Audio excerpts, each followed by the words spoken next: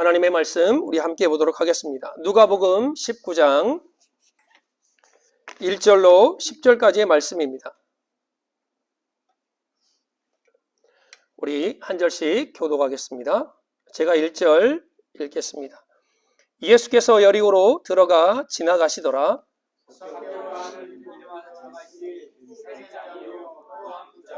그가 예수께서 어떠한 사람인가 하여 보고자 하되 키가 작고 사람이 많아 할 수 없어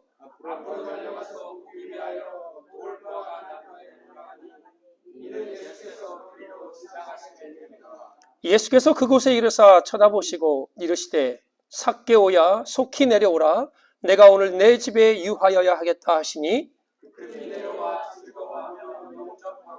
무사람이 보고 수군거려 이르되 저가 저인의 집에 유하려 들어갔도다 하더라.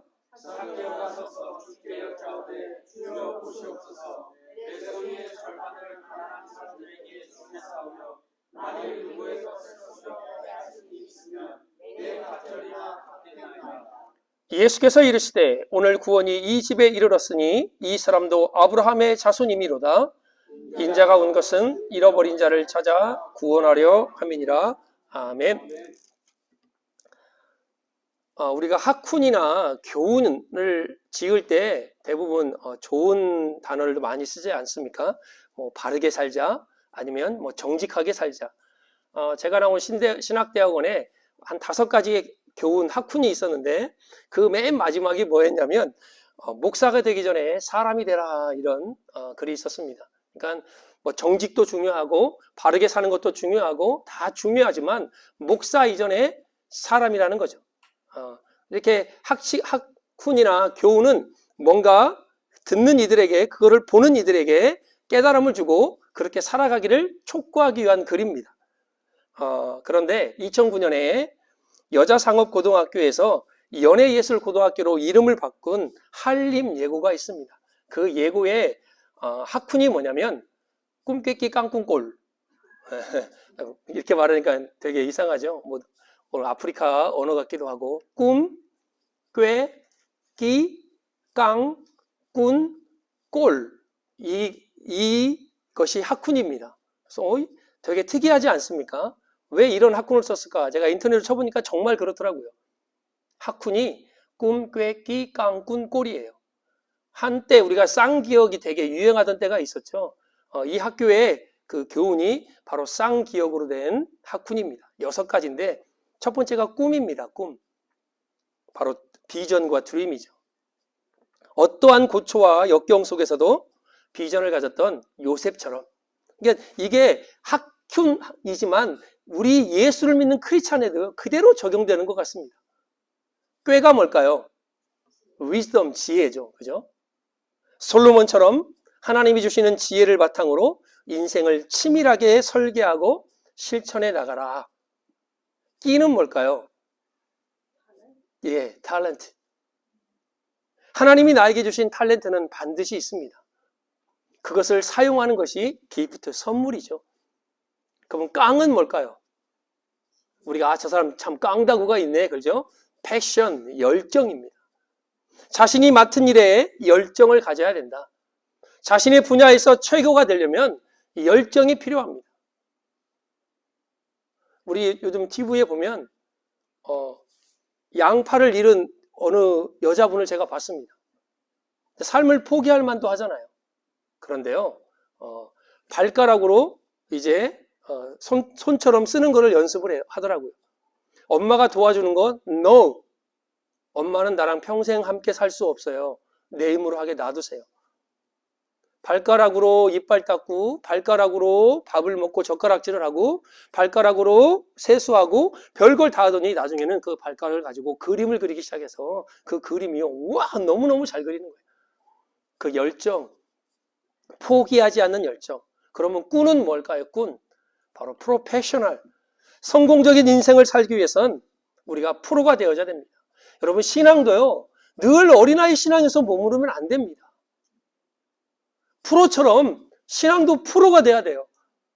성숙한 신앙으로 우리는 나아가야 될 것입니다. 마지막에는 꼴입니다. 그 꼴은 에티튜드라는 우리의 자세, 우리의 삶의 태도가 무엇이냐는 것이 너무나 중요합니다. 크리스천은 생김새와 됨됨이가 정말 크리스찬답게 살아가야 됨을 우리는 알아야 됩니다. 이 꿈깨끼 깡꿍꼴이 그냥 한 학교의 학군처럼 느껴지지만 저는 이 모습이 크리스찬에게도 그대로 있어야 된다라고 저는 생각합니다. 오늘 본문은 누가복음 19장 너무나 잘 아는 말씀이죠. 제가 지금 설교하는 대부분의 말씀들이 우리가 여러 번 말씀을 들었던, 설교를 통해서도 여러 번 들었던 말씀들을 제가 친숙하게 여러분들에게 다시 말씀을 나눕니다. 지금까지 예수님이 만난 죄인 가운데 세리장 삭개오는 가장 최악의 인간이었습니다. 예수님이 죄인들과 세리들을 영접하고 그들과 식탁 교제를 나눌 때 반대했던 사람들은요, 종교 지도자들이었습니다. 그런데 뭇 백성들은 예수님의 그런 행동에 대해서 딴지를 걸지를 않았습니다. 그런데 오늘 세리가 아니라 세리들의 대빵이었던, 대장이었던, 장이었던 세리장의 집, 삭개오의 집에 들어갈 때 뭇 백성들이 수군거리고 예수님을 향해서 비난했습니다. 예수님이 죄인들을 용서하시고 하나님의 자녀로 받아주시는 것을 어찌 보면 환영하고 기뻐했는데, 악질 세리장 삭개오, 왜 악질이는지 좀 이따 말씀드릴게요. 물론 성경에는 이게 악질이라고 나와 있지는 않습니다. 삭개오를 영접할 때 그를 따랐던 백성들은요, 수군거리며 예수님을 향해서 불평을 털어 놓았습니다. 누가복음 18장에 보면 부자 관원이 나옵니다. 어려서부터 경건하게 살아서 남에게 해를 끼치지 않았던 그런데 그 부자 관원을 공개적으로 예수님이 배척을 했습니다. 그런데 모든 사람들에게 비난받는 세리장 삭개오를 아무런 조건 없이 받아주시는 거예요. 또 그의 집에서 식사까지 하시겠대요. 내가 너의 집에 유하여야 되겠대요. 그러니 그것을 도저히 그들은 이해할 수 없고 받아들일 수 없었습니다. 부자관원이 예수님께 와서 뭐라 합니까? 예수님, 선한 선생님, 어떻게 하면 영생을 얻을 수 있습니까? 예수님 뭐라 말씀하시죠? 간음하지 말라, 살인하지 말라, 도둑질하지 말라, 거짓 증언하지 말라, 그리고 내 부모를 공경하라라고 말합니다. 이게 5계명부터 9계명까지 그 안에 다 포함이 되어 있는 겁니다. 그때 이 부자관원이 뭐라고 하죠? 너무나 기뻤어요. 예수님, 그건 제가 어렸을 때부터 다 지켰던 겁니다. 그러니까 어릴 때부터 그렇게 경건하게 살았고 10계명을 지켜왔고 지금까지도 그 계명을 지키고 있다는 것이에요. 그때 우리 예수님이 뭐라 말씀하십니까? 그래? 그러면 네가 가지고 있는 것을 다 팔아서 가난한 자들에게 나눠주고 나를 따르라 말씀하십니다. 그때 이 부자가 어떻게 행동을 하죠? 가진 것이 많아서 근심하며 돌아갔더라라고 말합니다. 여러분 골로새서 3장 5절에 보면 탐심은 우상 숭배라 말합니다. 이게 바로 10계명입니다. 제 10계명 중에 10계명, 내 이웃의 것을 탐하지 말라. 탐심은 우상 숭배예요. 지금까지 5계명부터 물론 1계명, 4계명 다 지켰겠죠. 그러나 9계명까지 완벽하게 지켰던 그에게 예수님은 탐심이라는 것을 던지면서 내가 가지고 있는 모든 것을 가난한 자들에게 나눠주고 나를 따르라라고 말합니다. 여러분 신앙생활 하다 보면요, 늘 우리에게 들려오는 소리가 두 가지가 있습니다. 어떤 소리가 더 큰 소리로 들리느냐, 어떤 소리를 내가 선택할 것이냐, 그게 바로 우리의 신앙의 모습입니다. 예수님은 동일하게 말씀하셨어요. 가난한 자들에게 나눠 주어라. 그리고 뭐라고 하셨죠? 나를 따라오너라. 여러분의 신앙 가운데 우리가 믿음 생활할 때 세상의 소리와 하나님의 소리는 늘 들려옵니다. 그러나 어떤 소리가 더 크게 들리느냐? 그게 여러분의 믿음이고 여러분의 신앙입니다. 하나님의 소리가 더 크게 들려지기를 주의 이름으로 축복합니다. 그 부자는 이 말씀을 듣고 근심하며 갔다라고 말합니다. 이후 예수님이 낙타가 바늘기로 들어가는 것보다 부자가 천국에 들어가는 것이 더 뭐라고요? 어렵다고 말씀하십니다. 차라리 낙타가 바늘기로 들어가는 게 더 쉽대요. 부자가 천국에 들어가는 것보다. 이거 어떻게 해요, 우리? 부자가 아니어서 다행이에요? 하나님, 저 부자가 아니어서 다행이에요. 부자였더라면 힘들었을 텐데. 우리 하나님 예수님은 그 의미가 아니잖아요.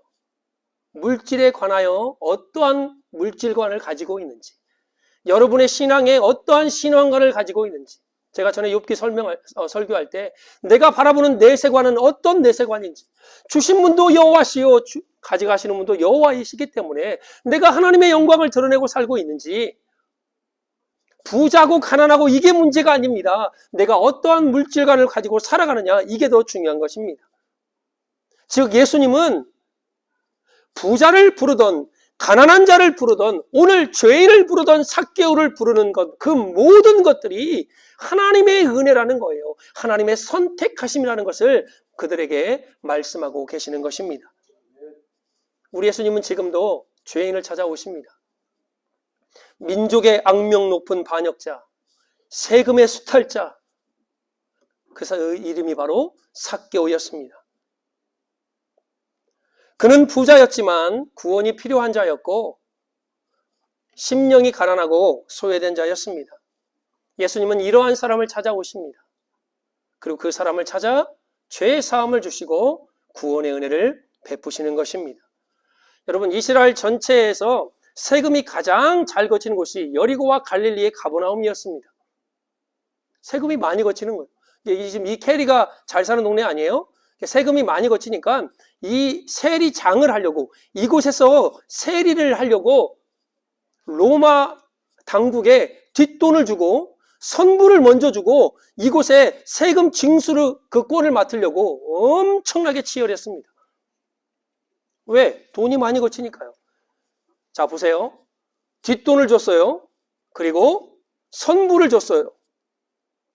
로마 당국에서는 어떤 사람을 세금 징수관으로 뽑겠습니까? 돈을 많이 준 사람. 그러니까 세리 삭개오, 그 세리 중에 장인 이 삭개오는 얼마를 더 많이 줬느냐는 나와 있지 않지만 무지무지하게 돈을 줬을 겁니다. 그래서 로마 당국으로부터 그 세금을 징수하는 권한을 얻은 겁니다. 자, 들어간 돈이 있어요. 바친 돈이 있어요. 그 돈을 뽑아야죠. 자, 본전을 찾고 본전만 찾으면 되겠습니까? 남겨야죠. 그러니까 세금을 징수할 때 더 많이 징수하는 거예요. 로마에게 줄 게 열이라면 50, 60을 걷어들여서 로마에게 열을 주고 나머지는 자기가 챙겨가는 것입니다. 그러니 같은 민족으로 볼 때 얼마나 얄밉고 얼마나 그냥 이렇게 해도 막 그냥 시원찮을 그런 인간이었겠습니까? 여러분, 그 당시에 이 상황적으로 보면 예수님이 그를 껴안기만 해도, 그냥 볼에 살짝 뽀뽀만 해도 예수님은 죽일 놈이 되는 거예요. 로마 제국의 앞제비, 지금으로 말하면 우리나라로 감정이 안 좋지만 제가 자꾸 일본을 얘기해서 뭐 별로 싫어하는 건 아닌데 우리 과거가 있어서 친일 매국노예요. 이완용을 내가 우리 집에 들여서 식사 대접하고 어깨 동무하면서 이 사람이 나의 친구입니다 하고 사진 착착 찍으면 아마 저는 한국에서 끝장날 겁니다. 근데 이 세리장의 삭개오의 집에 예수님이 들어가신 겁니다. 죄인의 대명사, 죄인 중에 죄인인 예수님이 왜 이런 위험을 감수하면서 삭개오의 집에 들어갔을까요? 어찌 보면 예수님의 돌발 행동이죠. 제자들이 볼 때는요, 이거는 깜짝 놀랄 일이에요. 지금 예수님 가면 안 되는데. 그러나 돌발 행동이 아니라 예수님은 지극히 의도적으로 그의 집에 들어갔습니다. 이따 말씀드리겠지만 그가 한 행동뿐만 아니라 예수님이 이 땅에 오신 이유가 뭐예요? 잃어버린 자를 찾아 그를 구원하기 위해서. 지금 몇 주간 동안 제가 여러분과 나눴던 말씀이 바로 그것입니다. 사람들은 그를 최악으로 보았지만 예수님은 그가 구원받아야 될 잃어버린 영혼으로 보았기 때문입니다. 예수님은 지금도 죄인을 찾고 계십니다. 그 찾은 죄인을 지금도 찾아서 구원을 베푸시기를 원하시고 계십니다. 오늘 5절에 보면 뭐라 말씀하십니까? 예수께서 그곳에 이르사 쳐다보시고 이르시되 삭개오야 속히 내려오라 내가 오늘 내 집에 유하여야 하겠다 하시니, 여러분 이 말씀이 선포될 때 서로 다른 반응과 서로 다른 행동들이 보여집니다.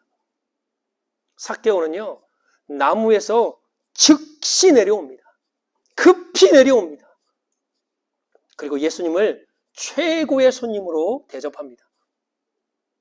마리아와 마르다가 예수님을 영접했던 그 마음, 루디아가 바울과 그 일행들을 영접했던 그 마음, 기생 라합이 정탐꾼들을 맞이했던 그 마음을 품고 오늘 삭개오는 예수님을 자기 인생의 가장 최고의 손님, 최고의 주인으로 자기 집에 모시게 됩니다. 그러나 그 반대로 백성들은요 아주 냉소적입니다. 그들의 입에서 불평이 나오기 시작합니다. 서로 상반된 반응을 보여요. 그런데 또 하나 상반된 또 행동이 보여집니다. 오늘 삭개오는 뭐라고 하냐면, 예수님 제가 내 소유의 절반을 팔아서 가난한 자들에게 나누어 주겠습니다. 누군가의 나를 속여서 빼앗은 것이 있다면 4배나 갚겠습니다. 이게 얼마나 멋집니까? 그런데 백성들은 경건한 부자를 배척한 이 예수님이 악질인 부자 저 삭개오를 영접하신 것이 크게 잘못된 것이라고 생각해서 불평합니다. 이게 그들이 여전히 넘지 못하는 벽입니다. 바리새인뿐만 아니라 종교 지도자들뿐만 아니라 이들에게도 있는 그들만의 벽. 경건한 부자와 평범한 죄인, 우리가 볼 때 이 사람은 죄가 좀 적어, 이런 사람들은 예수님께서 용서하셔도 돼. 그러나 세리장 삭개오는 안 돼. 이게 바로 그들이 갖고 있던 벽이었습니다. 우리가 신앙생활 할 때도요, 우리가 삶을 살 때도 이러한 벽들이 우리에게 있습니다. 구원은 받았습니다. 하나님 앞에 은혜를 받았습니다. 그런 은혜를 체험하기도 했습니다. 주님이 주신 기쁨이 무엇인지도 압니다. 그러나 내가 아는 벽, 그 벽에 부딪히면 우리도 똑같이 행동을 합니다.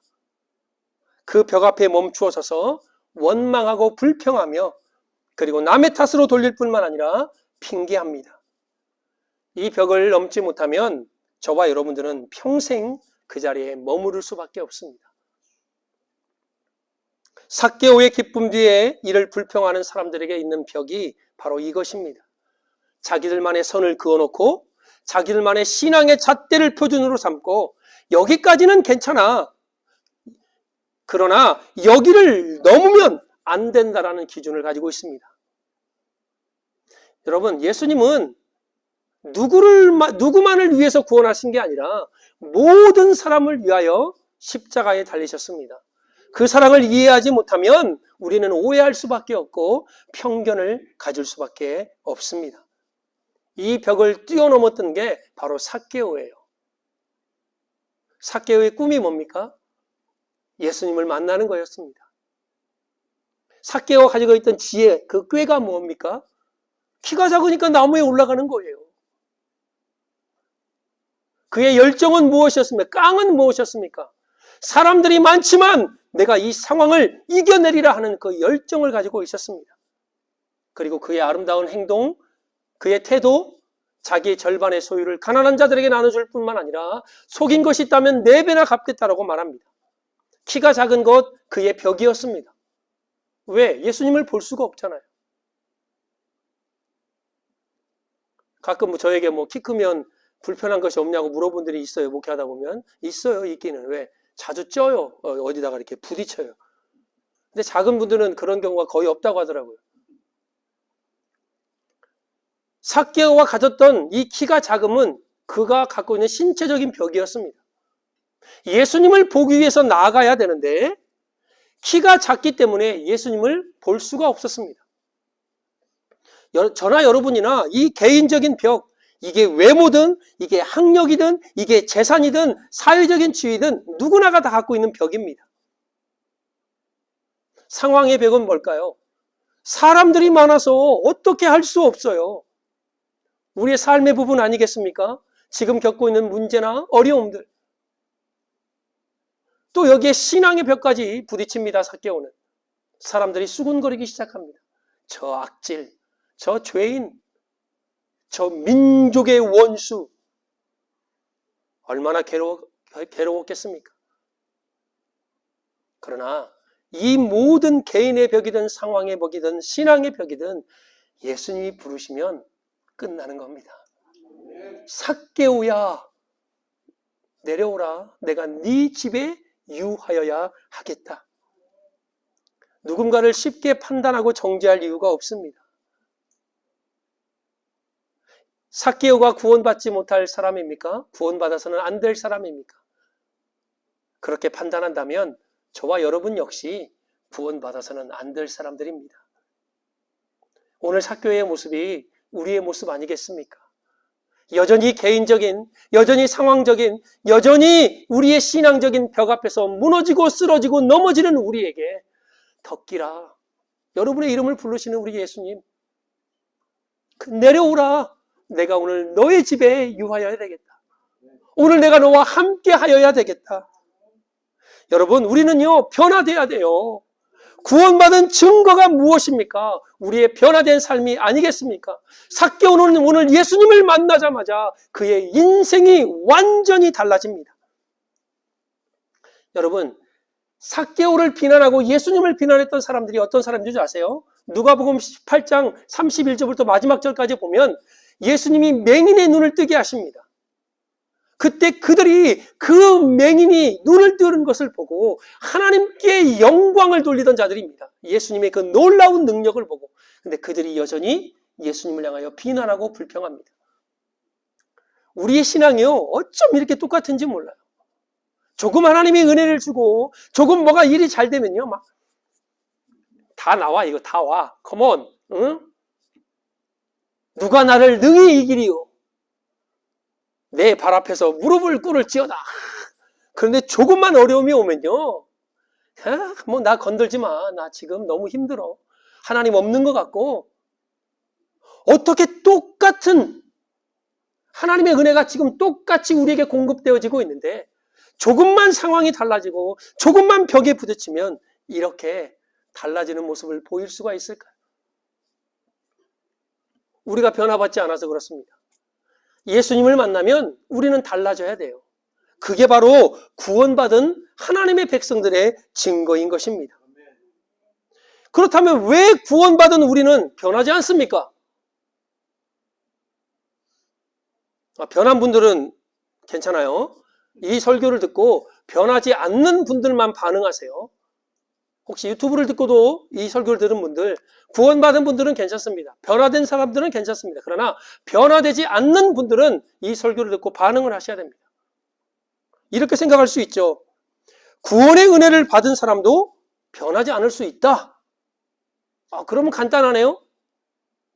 구원을 받았지만 변화받지 않는 사람도 있을 수 있다. 아닙니다. 구원받으면 반드시 변화됩니다. 그렇다면 하나 더 우리가 고민해야 할 게 뭘까요? 이건 아주 심각한 고민입니다. 나는 구원을 받았는가입니다. 이게 신학적으로 지금 제 설교를 듣고 또 어떤 신학자들이 이거 이단 아니야 그럴 수 있어요. 민감한 부분이에요. 구원받은 하나님의 백성들은, 구원받은 사람들은 반드시 삶의 변화가 있습니다. 그렇다면 내 삶의 변화가 없다? 그러면 우리의 구원을 우리는 다시 한번 되짚어 봐야 돼요. 나는 정말 구원받은 하나님의 백성인가? 여러분, 구원받은 것은요, 구원의 변화는 현재예요, 현재. 나 과거에 구원받아서 변화됐어요가 아니라 그때도 변화되었고 지금도 변화된 모습으로 우리는 날마다 살아가야 되는 것입니다. 오늘 삭개오가 보였던 행동이 뭡니까? 내가 절반을 주겠습니다. 내가 4배나 갚겠습니다. 이거는 지금 현재입니다, 현재. 예수님께 고백은 삭개오가, 예수님, 제가 나중에요, 다 셈하고 계산 떨어지고 내가 쓸 거 빼고 내가 들어갔던 돈 좀 이렇게 킵하고 나머지 정리해서 제가 내 소유의 절반을 드리겠습니다. 그리고 내가 속여서 빼앗은 것의 4배를 갚겠습니다. 이 의미가 아니라니까요. 삭개오는 지금 예수님이 자기 집에 와 있는 그 자체 하나만으로도 하나님이 주신 은혜라 생각하고 당장 지금 내 소유의 절반을 드리겠습니다. 4배나 갚겠습니다. 이 말씀입니다. 앞에 보았던 우리 부자와 너무나 상반된 반응 아닙니까? 똑같은 부자였지만 예수님의 말씀을 듣고 행하는 반응이 달랐습니다. 여러분, 구원의 변화가 현재이듯이 은혜의 반응과 순종의 반응도 현재입니다. 우리는 자꾸 나중으로 미뤄요. 하나님, 내가 이것까지만 좀 하고요. 이것까지만 좀 되면요. 라고 말하면서 하나님이 우리에게 순종하는 그 순종을 뒤로 무르는 경향이 있습니다. 이렇게 재고 저렇게 재고. 하나님은 우리의 흥정의 대상이 아닙니다. 하나님이 우리에게 구원을 주신 것은 우리의 삶이 지금 변하는 겁니다. 하나님이 우리에게 은혜를 주시는 것은 내가 그 은혜의 반응을 지금 하는 것입니다. 하나님이 내게 말씀하시는 것 내가 지금 순종하는 것이지, 하나님 내가 이것 좀 되면요 이렇게 하고요 뭔가를 재고 저리 재고 돌려서 순종하고 하나님 앞에 나아가는 것이 아니라는 것입니다. 순종은 삭개오처럼 예수님의 말씀에 지금 현재 즉각적으로 반응하는 것입니다. 그래서 그 순종은 변화된 삶과 행동을 가져오게 되어 있습니다. 그게 구원의 열매 아니겠습니까? 구원의 은혜는 사람의 마음을 바꾸는 새 창조예요. 보라 이전 것은 지나갔으니 새 것이 되었더라고 우리 주님이 말씀하지 않습니까? 삭개오의 변화는 은혜 받은 우리, 구원받은 우리 모두가 동일하게 일어나야 될 반응임을 우리가 잊지 말아야 될 것입니다. 예수님은 삭개오의 집에 구원이 임했음을 선포하시면서 자신이 이 세상에 온 목적이 잃어버린 자를 찾아 구원하러 왔다고 밝히십니다. 오늘 10절에 보면 인자가 온 것은 잃어버린 자를 찾아 구원하려 함이니라 말씀합니다. 예수님이 이 땅에 오신 목적이에요. 잃어버린 자를 찾아서 구원하시는 것. 예수님이요, 이 삭개오의 집에 오셔서 아주 폭탄적인 발언을 쏟아놓습니다. 이 이야기를 듣는 삭개오뿐만 아니라 그 자리에 있는 모든 사람에게 충격적인 발언이에요. 그게 뭐냐? 9절입니다. 예수께서 이르시되 오늘 구원이 이 집에 이르렀으니 이 사람도 엄마 이거 큰일 나는 소리예요. 아브라함의 자손이미로다. 이것을 듣는 삭개오도요. 내가? 이걸 듣는 사람들이요. 제가? 어떻게? 삭개오는 어떻게 내가? 주위에 있는 사람들은요. 어떻게 제가? 우리 지난주에 말씀을 들었던 게 뭐였죠? 음부에서 아브라함의 품에 안겨서 쉬고 있는 나사로를 향하여 그 부자가 뭐라고 그랬죠? 아버지, 아브라함이요. 지옥에 있어도 음부에 있어도 변하지 않는 그 고정관념이 뭐냐? 자신들이 아브라함의 후손이라는 거예요. 아브라함의 자손이라는 겁니다. 그런데 삭개오를 향하여 아브라함의 자손이래요. 그러니 이 사람들이 얼마나 자존심이 상하겠습니까? 누가복음 3장에 보면 세례 요한이 사역을 시작합니다. 그때 많은 사람들이 자기에게 나와와요. 그때 종교 지도자들을 향해서 뭐라고 말씀하냐면 세례 요한이 이 독사의 자식들아. 그러면서 하신 말씀이 회개에 합당한 열매를 맺으라고 말합니다. 여러분, 이 회개에 합당한 열매는 현재예요, 현재. 지금 너희들이 회개하라는 거예요. 그리고 그 회개에 합당한 열매를 맺으라는 거예요. 너희들이 속으로 아브라함의 우리의 조상이라고 말하고 있느냐? 웃기지 마라. 하나님이 능히 이 돌들로도 아브라함의 자손이 되게 할 수 있다라고 말합니다. 정신 차리라는 소리예요.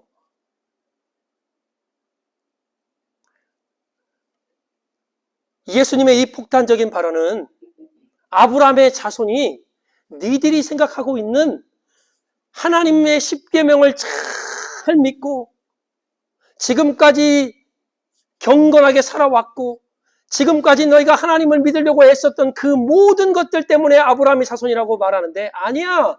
그 율법이 가르치는 자가 누구냐? 메시아가 누구냐? 너에게 구원을 줄 자가 누구냐? 너희가 지금도 기다리고 있는 그 메시아가 바로 나다. 나를 알지 못하면, 나를 영접하지 않으면 너희 모두가 다 하나님의 나라에 들어올 수 없다라는 것입니다. 그 예수 그리스도를 믿는 자들만이 아브라함의 자손이 될 수 있다라는 것입니다.